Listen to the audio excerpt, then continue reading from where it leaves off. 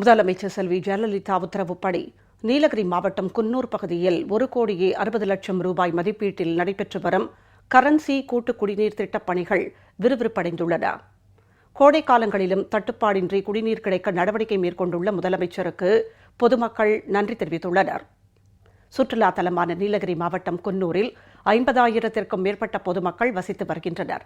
மேலும் அங்குள்ள புகழ்பெற்ற சுற்றுலா தலங்களான Sims Park, Dolphin's Nose, Lamb's Rock போன்ற இடங்களுக்கு நாள்தோறும் ஆயிரக்கணக்கான சுற்றுலா பயணிகளும் வருகை தருகின்றனர்.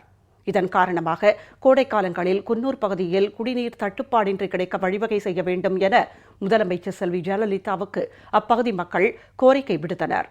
அதனை தாயுள்ளத்துடன் பரிசீலித்த முதலமைச்சர் குன்னூர் மக்களின் குடிநீர் தேவையை போக்கும் வகையில் கரன்சி கூட்டு குடிநீர் திட்டத்தின் கீழ் 1,60,00,000 ரூபாய் ஒதுக்கீடு செய்து உத்தரவிட்டார்.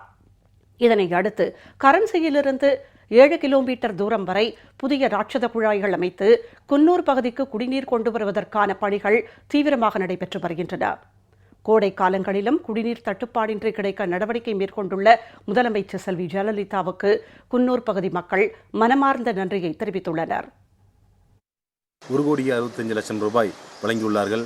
மக்களுக்காகவே என்றும் தன்னுடைய சிந்தனையை சிந்தித்து மக்களுக்காகவே உழைத்துக் கொண்டிருக்கும் நம்மளுடைய தமிழக முதல்வர் அம்மா அவர்கள் இந்த குன்னூர் நகரில் குடிநீர் தாகத்தை போக்க இவ்வளோ பெரிய தொகையை ஒதுக்கியதுக்கு அம்மா அவர்களுக்கு மனமார்ந்த நன்றியை தெரிவித்துக் கொள்கிறேன். தமிழக முதல்வர் அம்மா அவர்கள் நிதி ஒதுக்கி கரன்சியில் இருந்து குன்னூர் நகராட்சிக்கு குடிநீர் கொண்டு வரதுக்காக வேலைகள் மிகவும் சுறுசுறுப்பாக நடந்து கொண்டிருக்கிறது. இதனால் பொதுமக்கள் அனைவரும் தமிழக முதல்வர் அம்மா அவர்களுக்கு நன்றியினை கூறிக்கொள்கிறோம்.